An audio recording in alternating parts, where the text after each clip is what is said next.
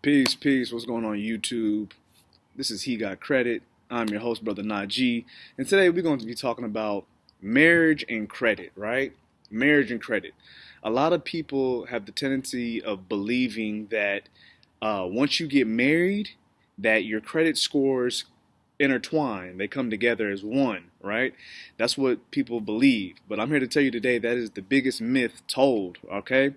Whenever you get married, your credit scores do not come together as one. It doesn't work like that. You are an individual, you have your social security number, and she is the individual and she has her social security number, right? Now, in the event that you both apply for a home together, a car together, a credit card, a loan, a business loan, whatever the case might be, then those things will go on your social security numbers individually.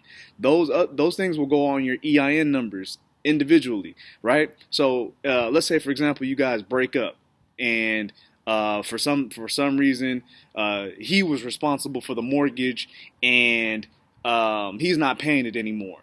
So it's gonna affect the wife as well. It's gonna affect the ex-wife as well because her name's on the mortgage. No different from having a vehicle. If she's responsible for paying the car note, and his name is on the car note, and her name's on the car note, then if she stops paying the car note, it's going to affect his credit, right? This is what you call a primary and an authorized user. Or if you're financing something together, it's just a joint account, a joint account, or whatever the case might be, as far as a credit joint account. That you have a mortgage, you have a car note, you have a personal loan, those types of things that you apply together. The creditors and the creditors and the lenders, they'll look at the credit score. They'll be like, okay, she has a 700, he has a 650, and then they'll say, okay, they can be approved for whatever, right? It makes you stronger as a couple if you both have good credit scores, obviously, because, for example, he could have a 500 and she could have a 750, or she could have a 500 and he have a 750, and they'll say, okay, well, you know what, he qualifies, her credit score needs some work, but you guys can still get this loan. And in the process, she can work on her credit and get it built up and all that other good stuff, or vice versa. Okay, so just because you guys get married does not mean your credit scores merge together. Okay, I want y'all to understand that and get that through y'all's heads that it doesn't work like that. Okay, it doesn't work like that. It's never worked like that. If you guys apply for something together, you guys are both responsible for it to get paid together. Okay. Now, in the instance of, let's say, for example, the mortgage is in her name and he's not on the mortgage, right? That means she has a trade line, which is the mortgage. That's the trade line for her primary account, and his name's not on the mortgage. So in the event of her missing a payment or making a payment, it doesn't affect his credit score at all. Follow me? Follow what I'm saying? No different from a car note, credit card, personal loan, mortgage loan, even a student loan. If you have a student loan as a married couple, let's say, for example, he went to college, she didn't go to college. If he defaults on his student loan, or if he makes the payments on his student loans, it does not affect her credit score because it's not her account. It's not her primary account, okay? Understand that, okay? So whenever you guys get married, understand that, yeah, together it makes this credit scores look better, looks good on paper, it makes, the approval odds much better because you guys got good credit, okay? But somebody could have a lower credit score and somebody could have a high credit score. You know what I'm saying? So it all depends, at the end of the day, the individuals that you're dealing with. With that being said, understand that, let's say, for example, the woman has a 700 credit score, right, and the man has a 600 credit score.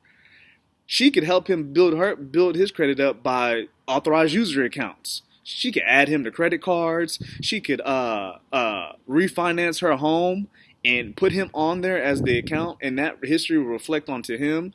She could refinance the vehicle and put his name on it, put his name on the car note, put his name on the mortgage, put his name on a personal loan. She could refinance all these things, and he can benefit from that, from the credit history that she's built up over time, or that he's built up over time, okay?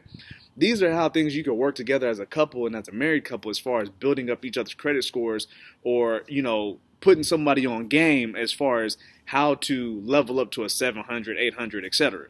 These are little things that you could do. You know what I'm saying? Not to say that you want to refinance your home, or let's say for example you want to refinance it, you want to pull some equity out of it. Well, in the process of refinancing it, you can add your spouse to the mortgage, or you can add that person to the car note, or whatever the case might be. Pull the equity out of it, of the home, or or just get a lower interest rate for that matter.